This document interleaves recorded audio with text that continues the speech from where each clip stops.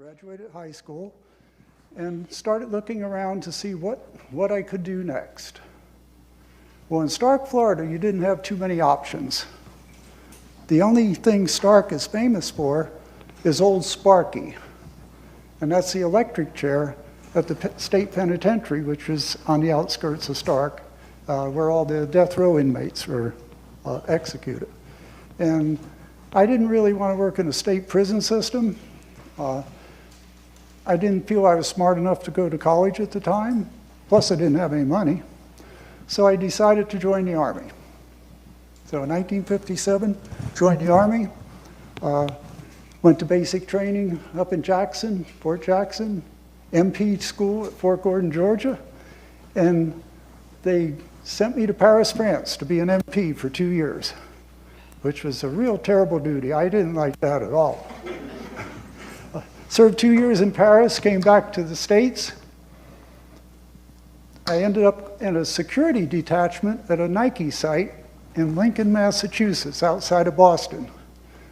I wasn't sure what a security person did at a Nike site in Lincoln, Massachusetts, but when I got there, they told me I was going to have a dog and I was going to patrol the interior missile area within the Nike site.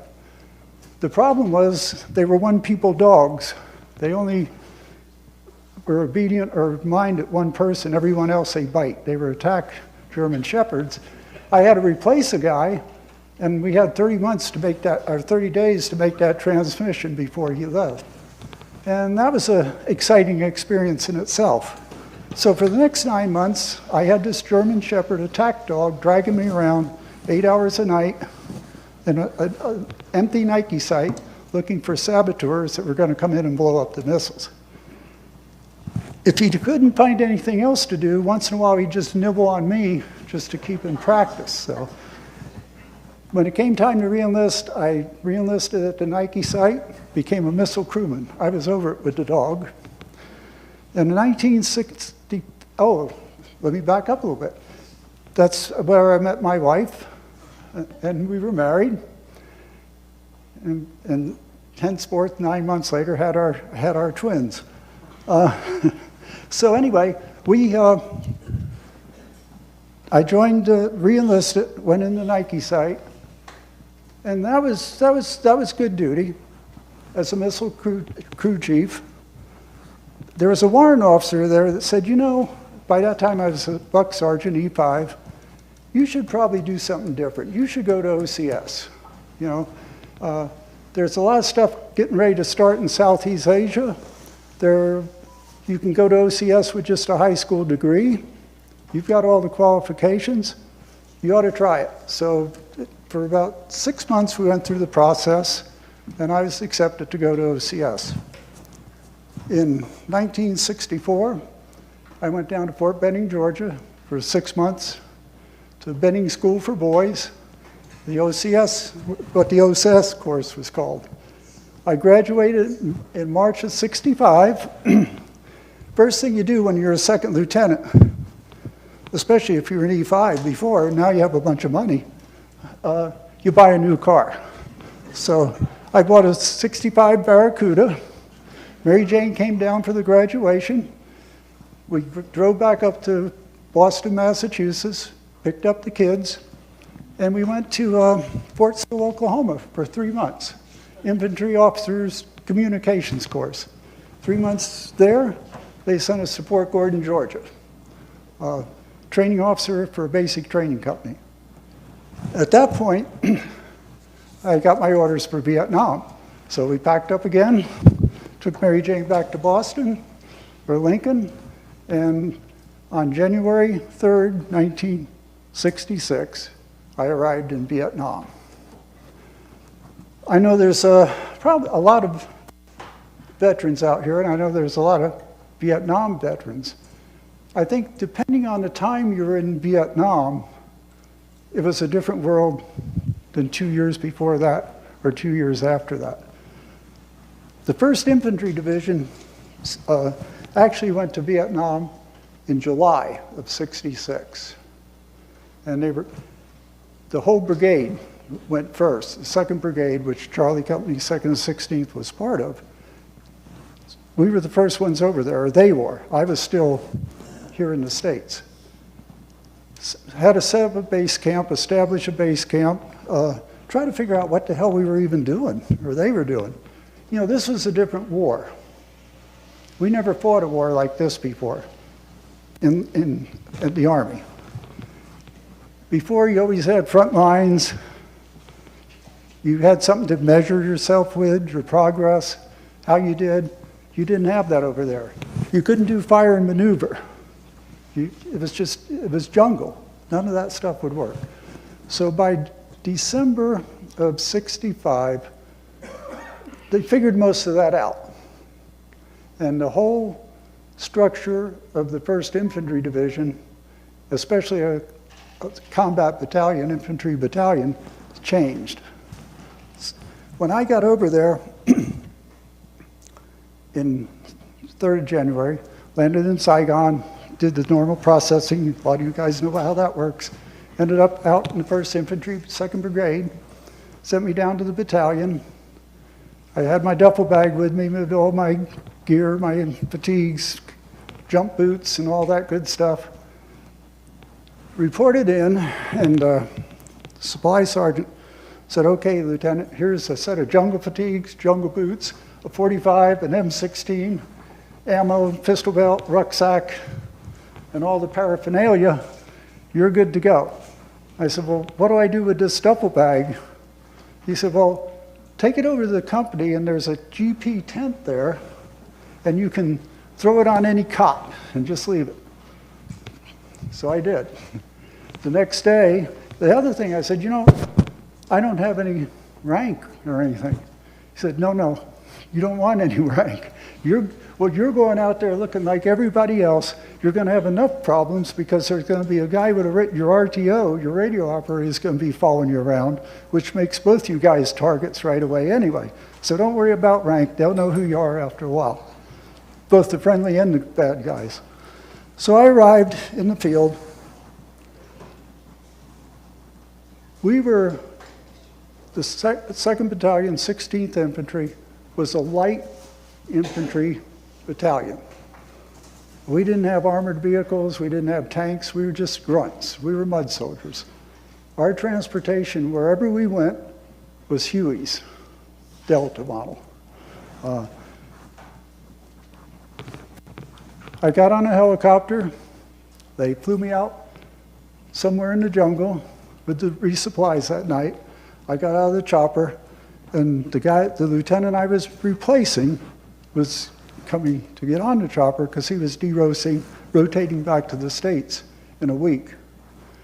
And he said, "Good luck, hope you don't kill too many of them, and try to stay alive yourself." And that was our passing comment. For the next 7 weeks, we never came out of the jungle. The concept of operation would be, we were there in that location for about 3 or 4 days, sweeping the area because intelligence said some Viet Cong, some bad guys, weapons, something was in that area, go find it, search and destroy. We found it or we didn't. If we didn't, we'd find an LZ, the choppers would pick us up and fly us someplace else and drop us off. And we'd do it all over again. And that's what we would do. We did for 6 weeks. Sometimes we found stuff, and sometimes we didn't. Sometimes we got people killed, and sometimes we didn't. But that was the way the operation went. About every 3 or 4 weeks, on a resupply ship, every 2 or 3 days, a resupply ship would come in and resupply us with ammo unless we needed it before that. Water, sea rations, all the things, ammo, all the things we needed to survive. About every 3 weeks, they come in with new jungle fatigues. Because by then, you guys know, if you're out there, those things were thin, paper thin, and they'd just be rotting off of you. they would just be falling off of you. Plus, they were pretty nasty after a while, too. So we just take those off, throw them in a pile, burn them, put on a new set of jungle fatigues. Sometimes we get new boots, sometimes we wouldn't, and we just keep going. So that's the way the company worked, the 3 companies in that battalion. We hardly ever saw the other 2 companies.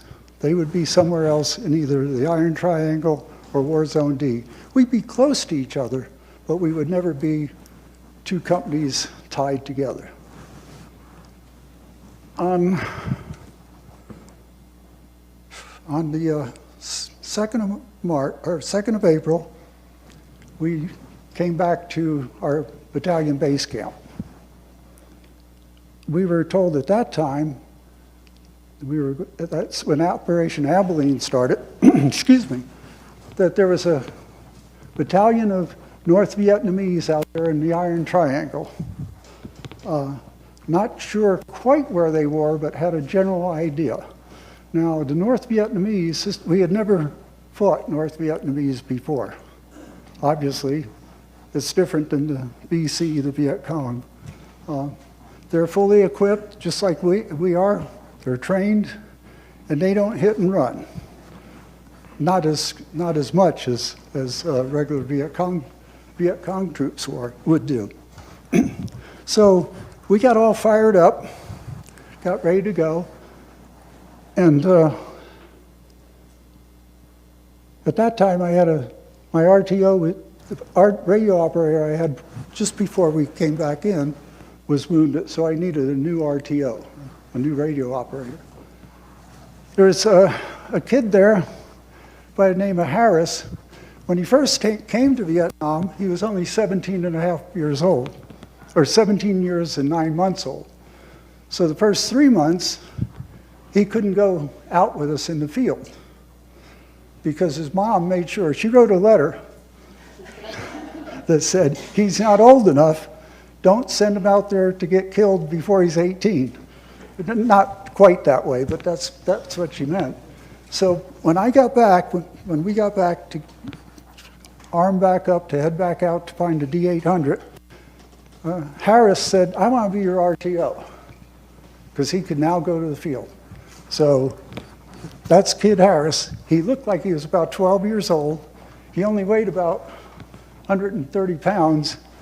So he was carrying his rucksack and another 20 pounds of Prick 25 with batteries and all the other stuff that goes with it. We loaded up and flew out to an area where we thought they were going to be. Alpha and Bravo Company set out at a couple other sites about 5 to 7 miles from us, or 10, 15 clicks, and they were doing some sweeps out there, but they put Charlie Company into the area that really they thought the D-800 was going to be. We beat the bush, choppered in another LZ, started beating the bush again, and on the 10th of April was Easter Sunday, 1966. We found a little LZ that two Hueys could get in if they needed to. The battalion chaplain flew in, and we did Easter Sunday services about 4 o'clock in the afternoon. While the chaplain was giving services, about half the company at a time. Now at this time, a rifle company should have about 160 to 165 combat troops in it. Boots on the ground guys ready to hit the bush. At this time we had 137. We had lost several guys on the operation before that hadn't been replaced. Some were de-roasting out, and we hadn't gotten replacements back. So we were down to 137 bodies on the ground. So the chaplain flew in, half the company came to the first set of services, and the other half was going to come to the second. And we set up a hasty perimeter. Chaplain sits up. Here's the woods right here. That's open up field out there for about 100 yards.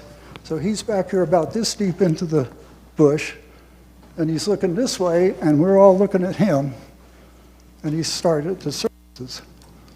About halfway through, 4 people come out of the clearing on the other side, and they're all wearing North Vietnamese uniforms. So one of the guys immediately yelled at the chaplain, "Hit the dirt," and about 30 people opened up on those 4 guys on the other side of the clearing. 3 were killed and 1 was wounded. Or actually there was 5 and 1 got away. We went out and looked at the bodies, and they were D-800 troops. So we knew now that somewhere in the vicinity was the D-800 battalion. The wounded soldier, we also had a Vietnamese interpreter, South Vietnamese interpreter with us. Interpreter talking to the wounded D-800 soldier said they were a scouting party. There were scouting parties all out in the area, and they were trying to find out what we were up to. They knew helicopters had come somewhere in the area. They knew some American forces were probably there, so they were trying to find us while we were trying to find them. We sent the chaplain home, immediately called for more ammo, overloaded with ammo, because we knew we were going to have, something was going to happen the next day or so. And we probably couldn't get resupplied too quick, so we had extra ammo come in.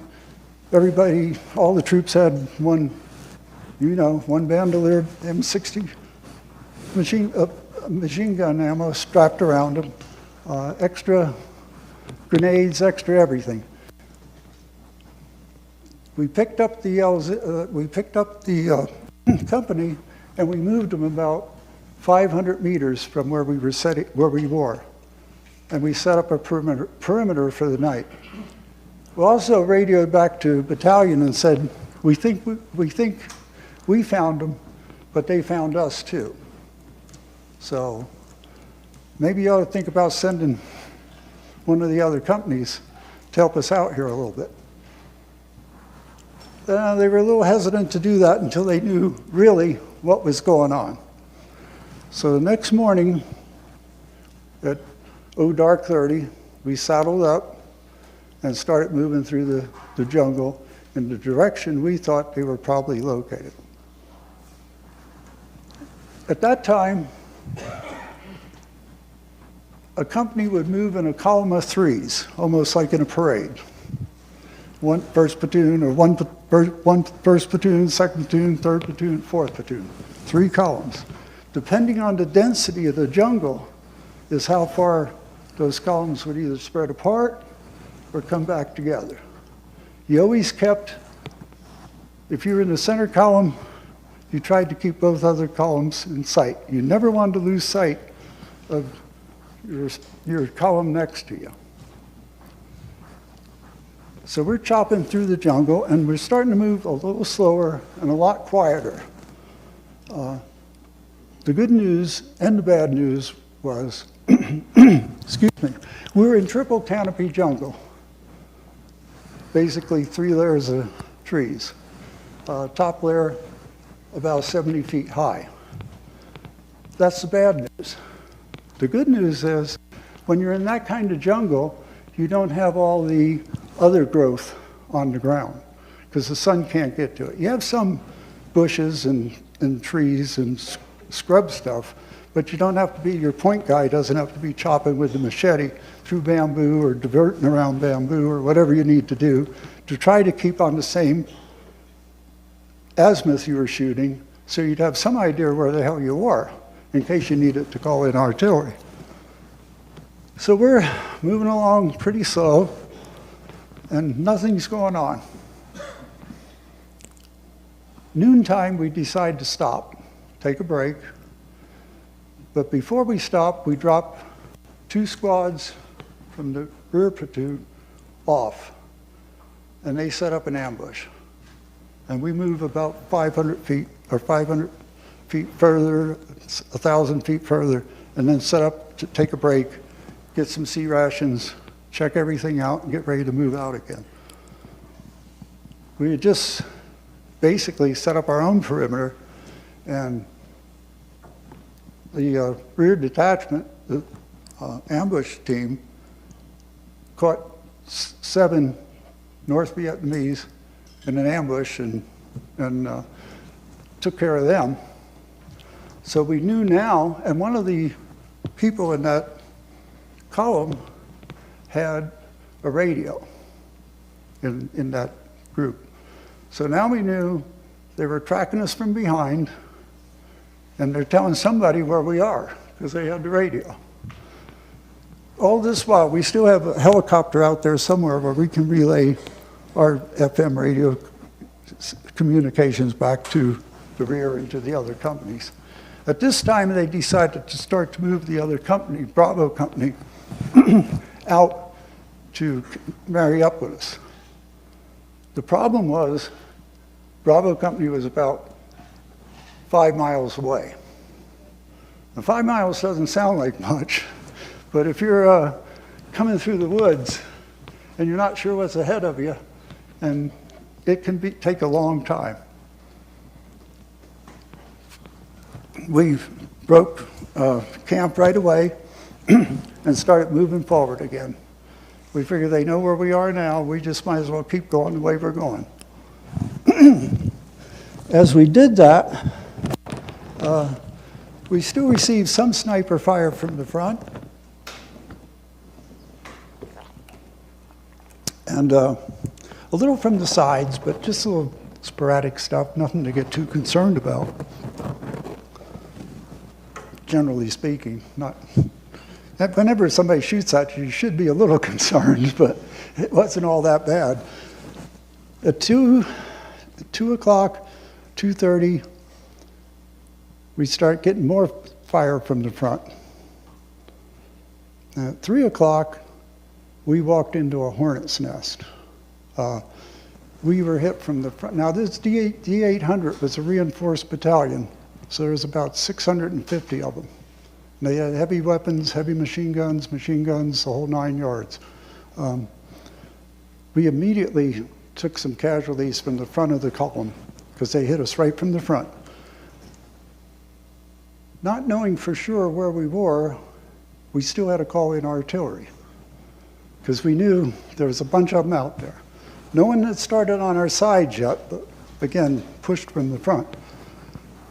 So Marty Crow, one of the, actually, let me fast forward a little bit. You're wondering, why did Samuel Jackson play me in a movie? Actually, Samuel Jackson played the 3 surviving lieutenants in the movie. There was 3 of us. And I fast forward a little bit. I'll come back and validate that. But so during the gathering of the information to try to get Pitzenbarger the Medal of Honor, he played the input that us 3 surviving lieutenants provided and made it one person. So Marty called in some artillery, and unfortunately, 2 things happened. One, again, we were in triple canopy jungle. We thought we knew where we were, but we were off about 100 yards. And as the artillery rounds came in with those high trees, the trajectory didn't make it to where it was supposed to go. It hit right above us. And just one registration round to begin with. But that caused 8 casualties, of which 2 of our troops were killed. So we readjusted and then just turned it loose. We had 105 battery supporting us and a 155 artillery battery supporting us. So they start smoking the jungle. Everything got quiet for a little bit. We figured, well, they pulled back. Okay, we're in good shape now. We'll just keep dropping artillery on them. Maybe they'll go away and nothing will happen. We had 6 wounded and no way to get them out. Triple canopy jungle. Dust-offs, Huey dust-offs can go almost anywhere, but they can't come down through all those trees to get the wounded and take them out.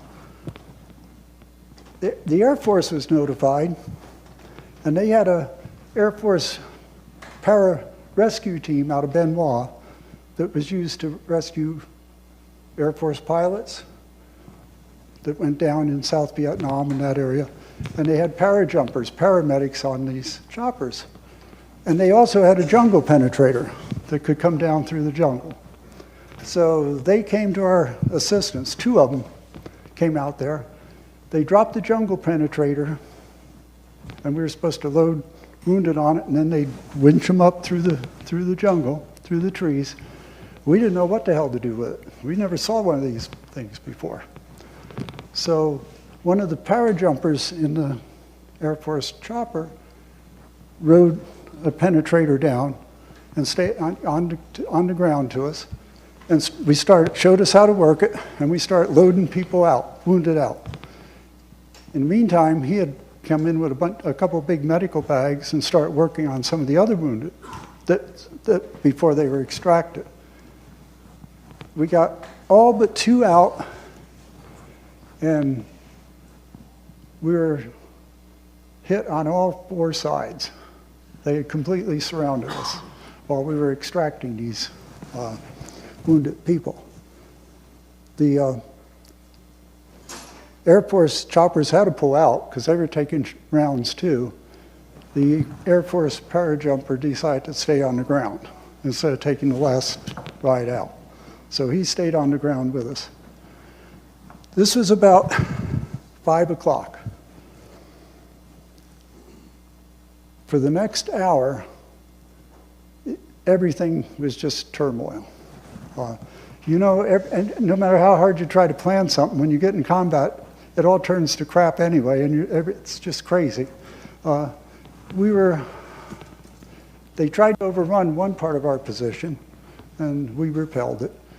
We kept having to pull our perimeter back, dragging our wounded with us, and just keep blasting away. Hueys came in and dropped ammo to us, and more machine gun barrels, because they say the M60, that's the machine gun, the M60 after about 300 or 400 rounds, you need to switch the barrel out. It's just quick release, throw another one in, if you want it to stay accurate. Well, at that point, we didn't give a crap.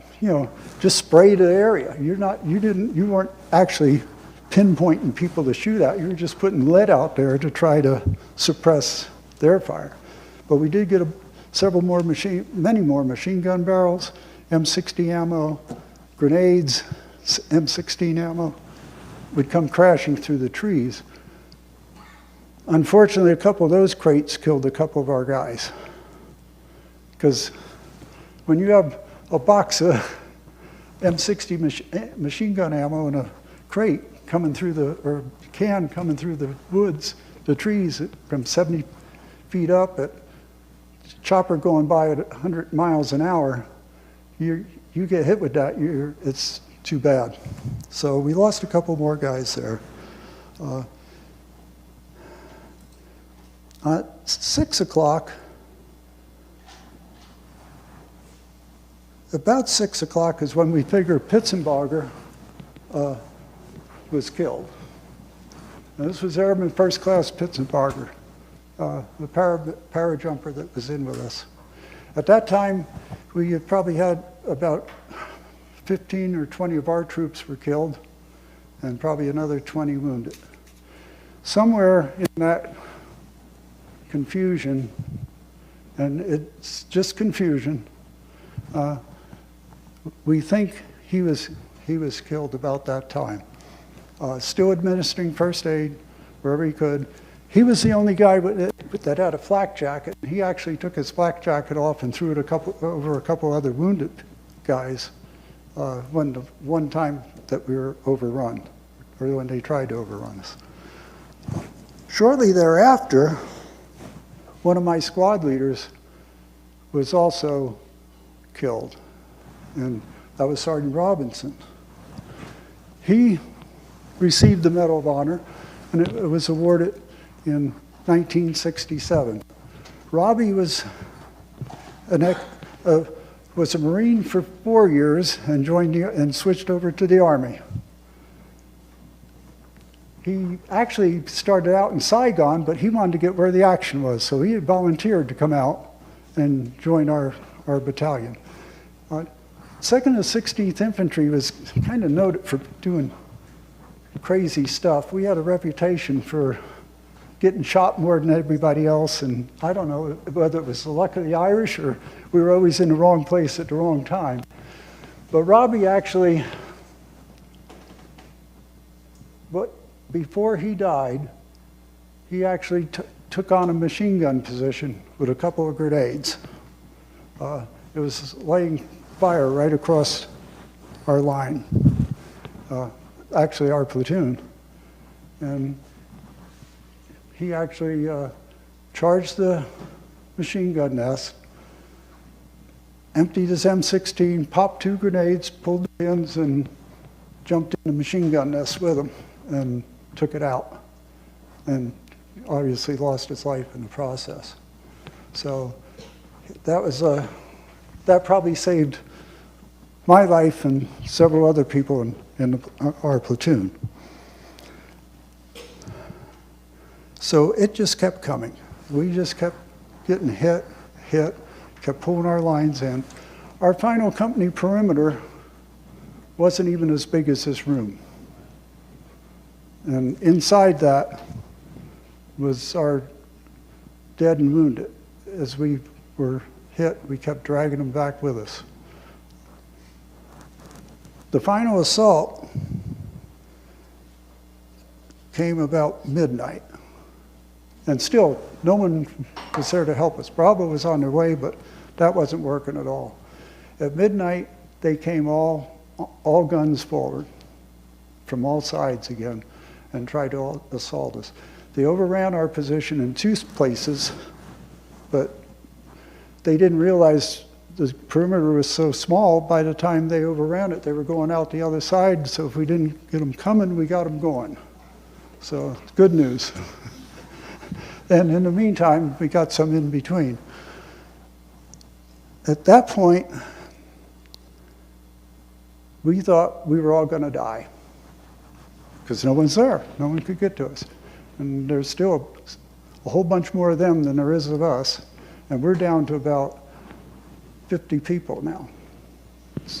So just before that final assault, we took some of our dead troops and put them over some of our wounded troops just to cover them, to protect them. And basically called in artillery right on when that final assault started, we just called artillery right in on ourselves. Fortunately, not too many other troops were killed or wounded from that final artillery, but they called it quits. After that, it got real quiet. They backed out, the North Vietnamese backed out. It was just like the world stopped. It was so quiet, except for soldiers that were injured and were obviously moaning and trying to get water and somebody to give them some first aid. So from 1 to 2 o'clock that morning, we collected as many troops as we could, made sure we ventured outside our perimeter now that was about, from those posts back that way, the company. And inside of that was everyone, alive or dead or wounded. And found a couple other of our troops just outside our perimeter, got them back, and it's real quiet, and all at once, a voice yells out, "Will one of you, will some MF guy come get me? I'm out here and nobody's taking care of me, I'm shot." So he said, oh, it was Marty Crow, one of the platoon leaders. He was shot 7 times. And I think, fortunately for him, he had passed out, and North Vietnamese just passed him right by and thought he was dead. And somehow he came to, and he's laying out there cussing. So it is a little, it's not funny, but it's a little light on side. So we sent 4 guys out there and drug them back inside the perimeter and tried to patch them up and do the best we could until we could get some other aid.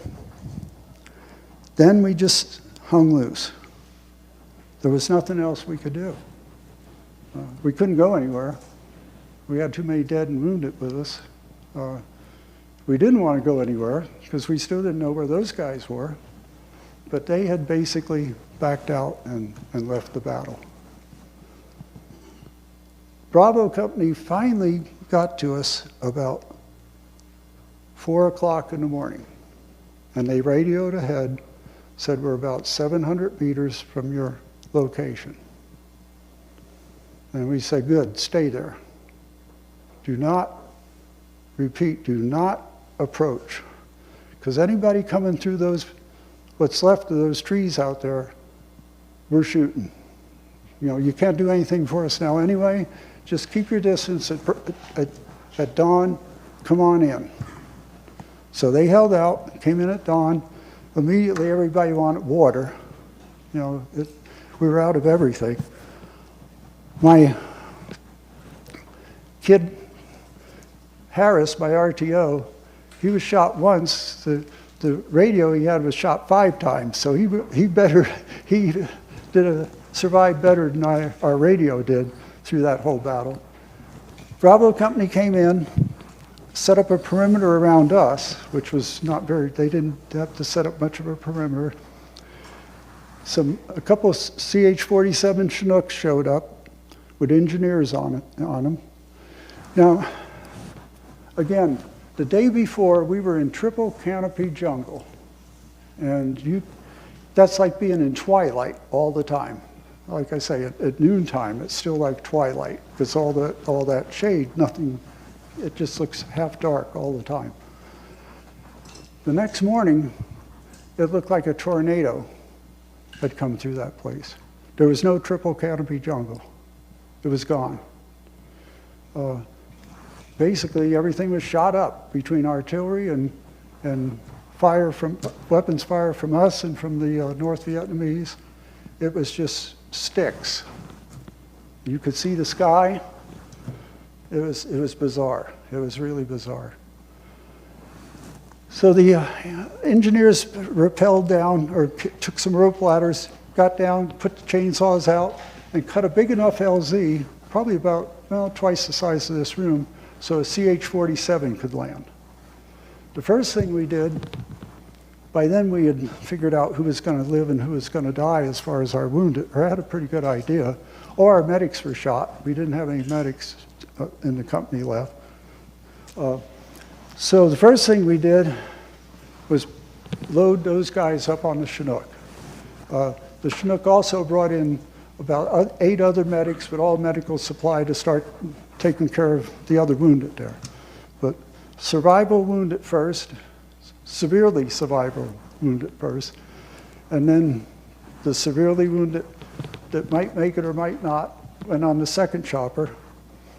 And then on the third chopper, we put the 40 body bags and sent them out. Graves registration was on the one chopper, but with body bags, but we said, you guys can't do this. These are our guys, and we're going to do it. So we put them in their body bags, and they took the rest of those guys out. 39 killed of the company, and 1 Air Force guy, Air Force paramedic, was killed. So we had 40 killed, 75 wounded. There was only 22 in the whole company that was not killed or wounded. So last out was guys like me who just had some shrapnel or just one hole in me or whatever. And then finally the rest of the troops that were fully able-bodied. We went back to our base camp. Fast forward a little bit. Well, after action, we went back to before we actually left the area completely, there was also 20 dead North Vietnamese troops within our perimeter, and 40 outside that we could count. And we figured that they evacuated a lot of their dead troops when they pulled back out. The battalion did. But they missed about 40 or so outside the perimeter. And obviously, the 20 inside they couldn't get to them anyway. From that battle, there were 1,700 rounds of artillery were fired. 6 C-130 flare ships flew over all night trying to illuminate the area, so we at least had some light to see what was coming at us. And 350,000 rounds of ammunition were expended from what we had and what was dropped to us. So it was a lot of noise and a lot of action. And also from that action, there was 2 members got the Medal of Honor, Robbie and Pitzenbarger. 3 members got the Distinguished Service Cross, 5 Silver Stars, 10 Bronze Stars, and 115 Purple Hearts. Between the killed and wounded, 115. Robinson got his Medal of Honor in 1967. He was awarded it. I was at Fort Dix, New Jersey. Mary Jane and I and the kids were at Fort Dix, New Jersey at the time. And we were invited down to the ceremony. I'll get to that in a minute if I have time. 3 days later, we had a company formation of the survivors to see actually how we stood. It was just 3 days of getting back together, cleaning everything up, reloading, and just figuring out what was going to happen next. 3 days later, we had a company formation. First platoon, my platoon, there was 9 of us that were ready to go back out in the field, ready for combat. Second platoon had 12, third platoon had 10, and the fourth platoon had 8. And that was what was left of the company that was still combat ready. 5 days later, we were back out in the jungle. They just backfilled us with troops from other companies and new replacements. And 5 days later, we had moved back out in the jungle and started all over again.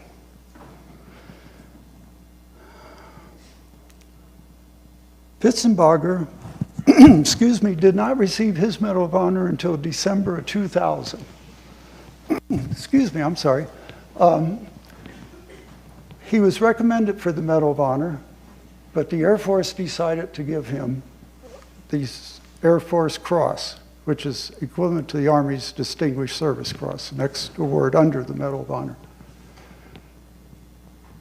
That didn't set well with Pitzenbarger's unit, which was they were called the Benoit Eagles, and they were the air rescue units, okay? So they went back and petitioned for him to get the Medal of Honor.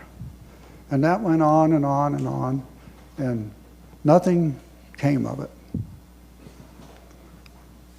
So finally, in 1992, they decided to get the Charlie Company survivors involved in presentation or documenting the Medal of Honor. So that's the first time we got involved. 18 of us were involved with interviews, writing letters, personal interviews, to see what we could do to get him the Medal of Honor. Finally, in December 2000, he was awarded the Medal of Honor by the Secretary of the Air Force. It took that long. The movie, The Last Full Measure, is basically about that process of getting Pitzenbarger the Medal of Honor. It has flashbacks to our battle, has interviews. That's where Samuel Jackson plays 3 of us lieutenants. And there's also, I don't know if you ever saw the cast, but there's Christopher Plummer, Samuel Jackson, Ed Harris, Sebastian Stan, William Hurt, and several other top name movie folks are in this movie. Christopher Plummer played the dad in Pitzenbarger's dad. Samuel Jackson played 3 good-looking guys. Ed Harris played one of the Benoit Eagle helicopter pilots. William Hurt played part of our a couple members of our platoon, and there's a couple other names that aren't up there that played the other members of the platoon, composite members, 3 or 4 stories all rolled into one person. Unfortunately, Christopher Plummer passed away about 6 months ago. Oh, Peter Fonda. Peter Fonda passed away just before the movie was released. Okay? And just the other day, William Hurt passed away. So 3 of the main characters in the movie have now also passed away. Let me tell you one quick funny story, and then we'll kind of wrap this up. One other thing real quick. You know, I know a lot of you guys are in Vietnam, and you can relate to this, especially if you're out humping in the woods. We never talked to anyone back home. I left Mary Jane at the Boston Logan Airport in January and said goodbye, and the next time I talked to her is when I said hello 12 months later at the Boston airport. So the only way she got communications from me was letters, per se. Not really letters. Most of them was, I'm sure you know, piece of sea ration box, pulled off, Mary Jane Devoe, yada da da da, flip it over. Hey, I'm okay, everything's fine, don't worry, free. Give it to the resupply chopper and they put it in the mail. Once in a while we get sundry packs with some envelopes and cigarettes and stuff in them, and they'd have some stuff you could write on. So that was our communications. You got that Anne Margaret one? Okay. So this is 3 months later, after April 11th. We're back in the field. I don't know if you can tell, but that's the good-looking guy is me. That's Anne Margaret. That's my RTO, radio operator. And that was the company commander, and that was my platoon sergeant. So we're back out in the field, and we are hot on the heels of a North Vietnamese company, which is a lot more fun than being hot on the heels of a North Vietnamese battalion. And we had them pretty well cornered, and we were pushing them into another company that was a blocking force that was going to catch them from the other side. We thought within a day we could probably get them. And we were really psyched because this was going to be payback big time. We get a call on the radio and it says, break contact, go to shoot an azimuth of whatever, 500 meters, and you'll find an LZ. Secure the LZ. We have a VIP coming in. So here we are getting ready to hopefully annihilate a company of North Vietnamese, and we had to break contact because the VIP's coming in. So we break contact, we set up a perimeter. The guys, you can see part of the way around, are setting up the perimeter. A chopper pulls in, and it's Anne Margaret. Most of the times you think a guy that's been out in the jungle for 6 or 8 months would be excited as hell to see Anne Margaret. We weren't. We wanted to get the North Vietnamese. So we almost got in trouble for this, but who cared? What are they going to do, send us to Vietnam? We were there already. So Anne Margaret's walking around the perimeter a little bit talking. My RTO happened to have one of the in the C rations, you get your cigarettes and stuff, the little brown plastic pack. Had a couple of ears in it. I'll say they were monkey ears, okay? And he walks up and he says, on behalf of Charlie Company 16th, I'd like to present these to you. So that's what he's doing right there. He's giving it to her, and she's getting ready to open it. The company commander is saying, watch this. And I'm back there grinning. And she opens it, and she goes crazy. She throws it up in the air, runs, gets on the helicopter, chopper takes off, and we know we're in trouble. A little later, we get a call from the battalion commander, Damage 6, and says, when you get back, whenever that is, to the company commander, I want you and all your lieutenants to report to me ASAP. And we got our butts chewed and stuff, but it was worth it. So that's the Anne Margaret story. And that we always have this emblem, and we still have it for the survivors. April 11th, 1966, and we were called the Mud Soldiers because we just walked through the jungle all year long. So in 1967, we go down to the Medal of Honor ceremony. It was great. Mary Jane got to meet some of my old buddies that survived all that, including the battalion commander. 3 months before I left the country, I was promoted to first lieutenant. They took me out of the rifle company, and I became the battalion support platoon leader, which meant flying the choppers out to each company, resupply, ammo, water, all the necessities. I was in that job for about a month and a half, and all 4 companies in a battalion were out in the field. And we were resupplying the companies that evening, and on the slick going to Huey going out to the battalion headquarters, they had the regular C rations and stuff, and they had 2 big duffel bags of fried chicken. So I said, this isn't going to work.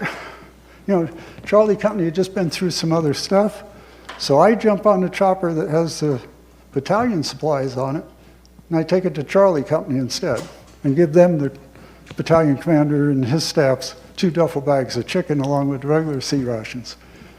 So I'm flying chopper it back, and I get the call. You know, damage 9 or 5, this is damage 6. Where are you? Said, on the way back for resupply. Said, I need to see you. I said, say again? Say, you know, and just, so he caught up with me. And he said, if it was anybody but you, I'd probably shoot you or give you a bad OER. Said, but anybody that had that big a cage to do that, I admire you, so good job. So we go down to the Medal of Honor ceremony. I introduced Mary Jane to my battalion commander, ex-battalion commander. What's the first thing he said? Your husband stole my chicken. So there's some fun times in there and some crazy times, but yeah. It's so then in 2003, I'm almost out of time here. In 2003, the concept of the movie came out, The Last Full Measure, based on the story of Pitzenbarger and what it took to get his Medal of Honor. We were all interviewed again, 16 of us, and had to sign releases. And the film started in 2005, okay? And it didn't get completed until 2019. Hollywood, egos, money, priorities, it was just bounced all over the place. But the producer, director of this thing, Todd Robinson, stuck with it all those years. He was going to see this project through. And finally, on March 30th, 2019, Mary Jane and I got to attend the first private showing of the movie with the survivors of the survivors of the April 11th Charlie Company, the Benoit Eagle helicopter survivors, and Pitzenbarger's family. and his mom was there. She was 96 years old. And at the end of the movie, we all had the opportunity to go up, and she gave us a special coin, and I forgot to bring it. But you know the old coin, challenge coins? And it says the last full measure, Charlie Company, 2nd of 16th, with the dates on it. She passed away. The movie came out in January of 2020. It was released here on AMC, in the AMC theaters. I don't know if any of you had a chance to see it. Then pandemic hit, and obviously everything shut down. She died 2 days before the actual release of the movie. Pitzenbarger's father, actual father, died 1 month after the Medal of Honor ceremony. He had cancer, and it was amazing that he lived that long. Charlie Company's still around. There's about 12 of us still kicking from April 11th. We have a reunion every June in Branson, but there became so few of us that we decided to include all Charlie Company's 2nd and 16th that was ever in Vietnam in combat. So now we're back up to about 70 or 80 people. But there's still a few of us kicking around, and we'll be down there next June, or this coming June, for our next we call it reminiscence. But all you old soldiers know that drink, and every year the stories get deeper and stretched out, and a little exaggeration until everybody, you know how that goes. So that was basically my story. A lot of other things happened in our lives. Second tour in Vietnam, shot one more time just because I never learned how to not get shot, I guess, or something. And then a military career, and then on in the corporate world for 22 years. Mary Jane and I moved back to Olathe in 2005. We've been here ever since. Our kids haven't left since we came back, so they still like us around. And we have a lot of old friends who we knew from several tours up in Leavenworth. Some of them are here tonight also. So here we are. Is there any questions, or?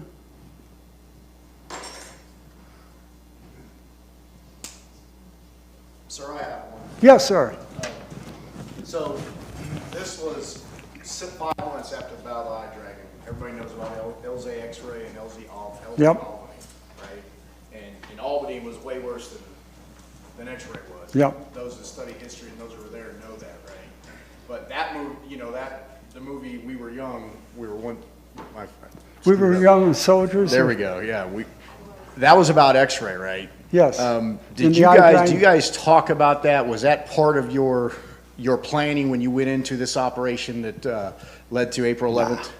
Yeah. See, the first cab was up in 2 Corps, up in Pleiku, and we thought, I don't know who knows? I was just a dumbass second lieutenant infantry, and I don't know what those other planners did or thought about. So the Army still didn't learn its lesson then on studying history? I don't think they had their lessons learned. Plus, it was a little different. You had a battalion against a regiment, and they had other support there and stuff, where I think our division commander, and he admitted it afterwards, grossly underestimated what the outcome of that was going to be. He really thought that we could grab them. We were the bait.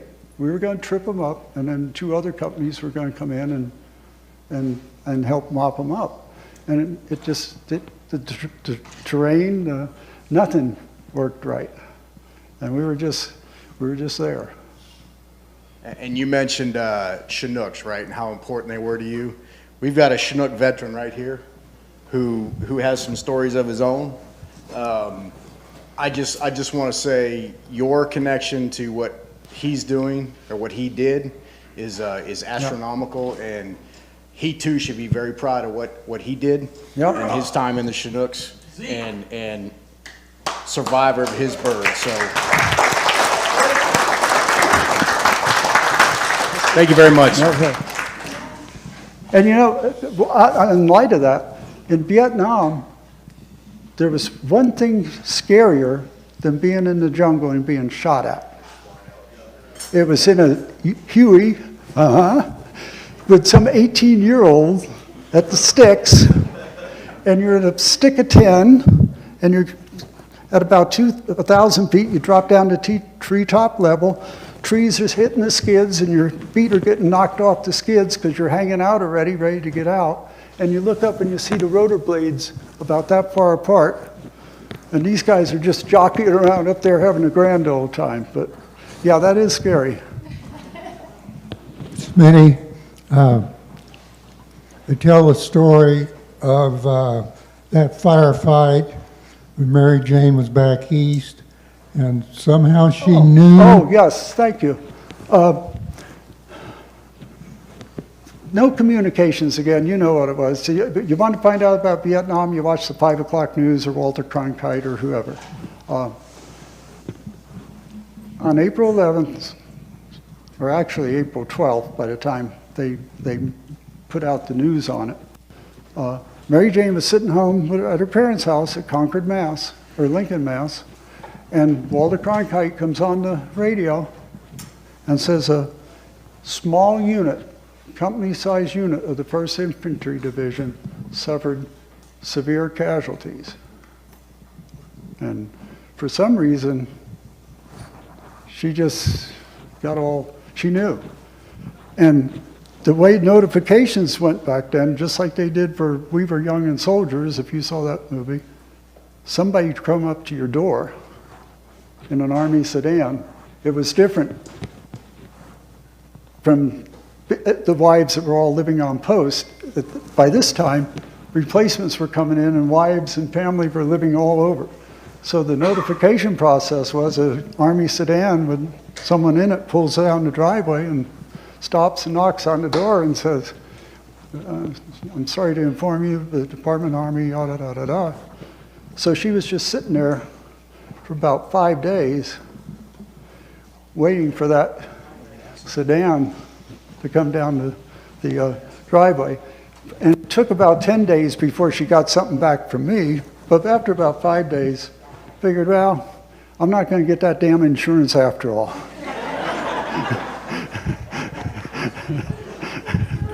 Colonel, I have a question for you. It's coming in from Appleton, Wisconsin, actually. So when you were surrounded, what went through your mind? It's an online question. Probably what didn't go through my mind. At some point, you know, first concern is trying to keep your guys alive.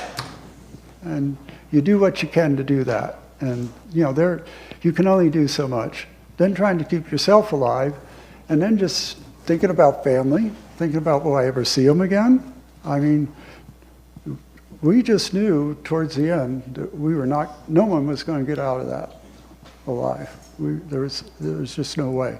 Fortunately, they backed off. So it's just a little, you get very religious. You make promises to God you never kept. And it's a lot of everything. Family, friends, your troops, and yourself. All of it.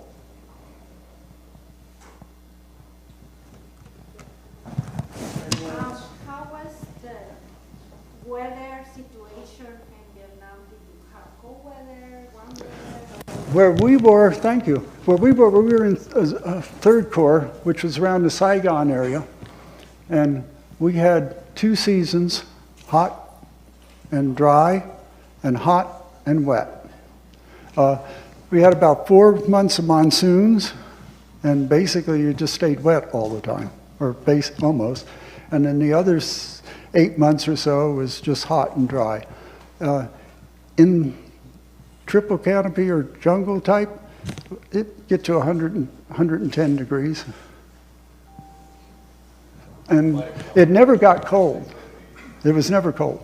Probably if it got down to 70 or 80, you had your poncho liner you'd wrap up in because you thought you were going to freeze to death, you know, because it always stayed so hot. and everybody had a poncho and that old cami poncho nylon liner that you carried with you. That was your bed.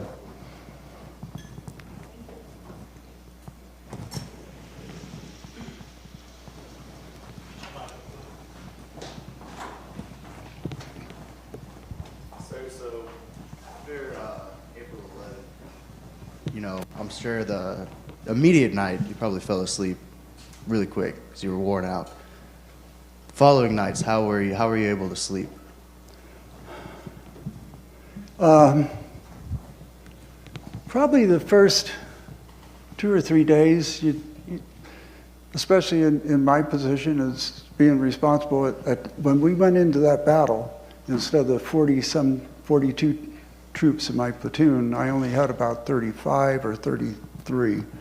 Trying to think of what might have been something I could have done different to maybe save a few more.